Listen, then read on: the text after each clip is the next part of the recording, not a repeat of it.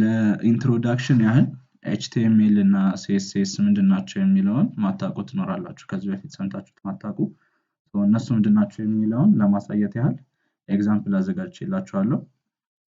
እንደምታዩት እዚህ ጋር example.html የሚል ፋይል አለ። .html ኤክስቴንሽን ያለው ፋይል ነው የHTML ፋይል የምንለው ማለት ነው። ከሱ ከፍ ብሎ ደግሞ example.css የሚል ፋይል አለ። ኤክስቴንሽኑ .css የሆነ ፋይል የCSS ፋይል ነው እንላለን ማለት ነው። ስለዚህ ፋይሎቹ ምንነታቸው የሚወሰነው በኤክስቴንሽናቸው ዶት ብለው በሚጽፉት ኤክስቴንሽን ይሆናል ማለት ነው። እቺ example.html የምትለዋን ፋይል እዚህ ጋር ስከፍታት እንደምታዩት የHTML ፋይል ከሞላ ጎደል በዚህ መልኩ ነው የሚደራጀው ማለት ነው። እቺ በጣም ትንሽዬ ፋይል ናት። ለእናንተ ለኤግዛምፕል እንዲመች ተደርጎ የተቀመጠ ነው። እንደምታዩት ከላይ የዶክመንት ታይፑን HTML እንደሆነ ዲክሌር አድርጎ ይጀምራል። ከዛ በኋላ HTML ፋይሉ የሚጠቀመው ላንጉጅ እንግሊሽ እንደሆነ ነው የሚነግረን ለብራውዘሩ ማለት ነው። ከዛ በኋላ HTML ዝቅ ስትሉ እዚህ ጋር ሄድ ታግ እንደምታዩት ከዚህ እስከዚህ ድረስ የሄድ ታግ ቦዲ አለ ማለት ነው። ሄድ ታግ ውስጥ የሚቀመጡ የተለያዩ ነገሮች አሉ። ወደፊት ኮርሱን ስንጀምር ዲቴይል እናየዋለን። ጀስት አሁን HTML ምንድነው ስለሚለው የተወሰነ ሂንት እንድትይዙ ብቻ ነው። ከሄድ ታግ ቀጥሎ ደግሞ ሄድ ታግን እዚህ ጋር እንደምታዩት እዚህ ጋር ይጀምርና እዚህ ጋር መዝጊያ ያለው ልክ እንደ ቅንፍ ቁጠሩት። ቅንፍ እዚህ ጋር ይከፈታል።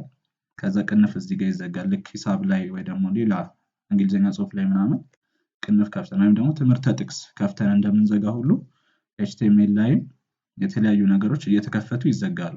እንደ ማቀፊያ ነው የሚቆጠሩት ማለት ነው። ከሄድ ታግ ቀጥሎ ደግሞ ቦዲ ታግ አለ። እሱም ልክ እንደዛው እንደ ሄድ ታግ መክፈቻ አለው። ከዛ እዚህ ጋር ወረድ ስንል መዝጊያው አለ ማለት ነው። ቦዲ ታግ ውስጥ እንደምታዩት የተለያዩ ነገሮች አሉ።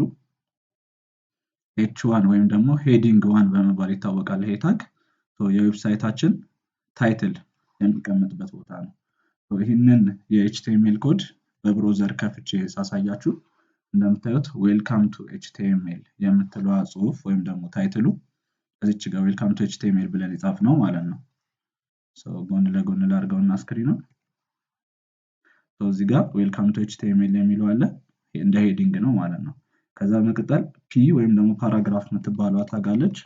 እሷ ደግሞ እዚች ጋር የምታዩት this is a simple example of an HTML document የሚለው እዚህ ጋር ያለው ጽሑፍ ነው ማለት ነው።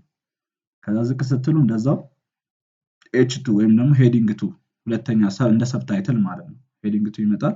እዚህ ጋር ኪ ኤሌመንትስ የሚለው ጽሑፍ አለ ማለት ነው።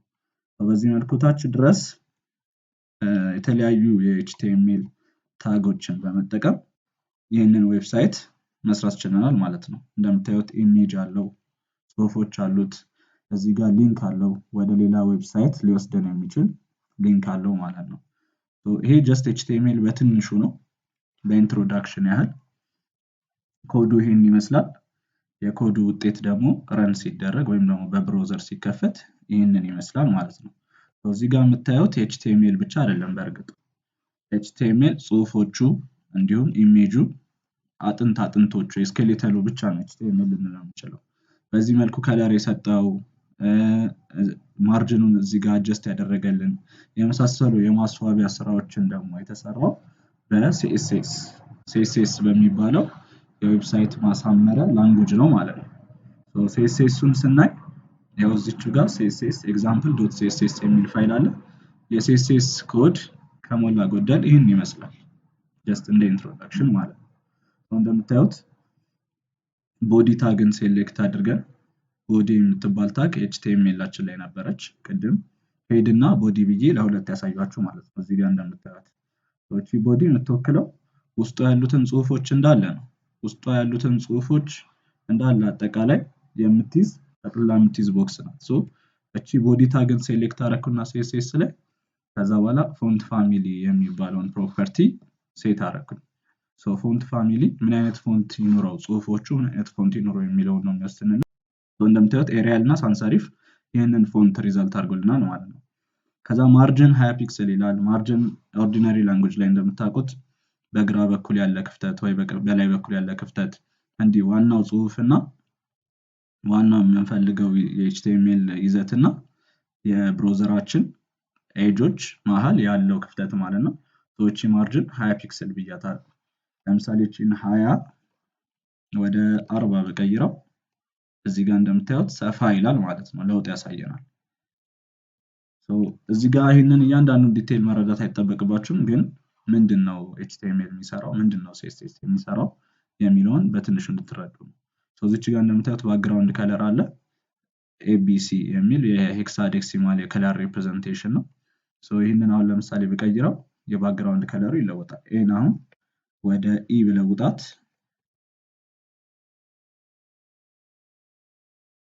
ወደ ኢ ብቀይራት እንደምታዩት ባክግራውንድ ከለራችን ወደዚህ ተቀይሯል ማለት ነው።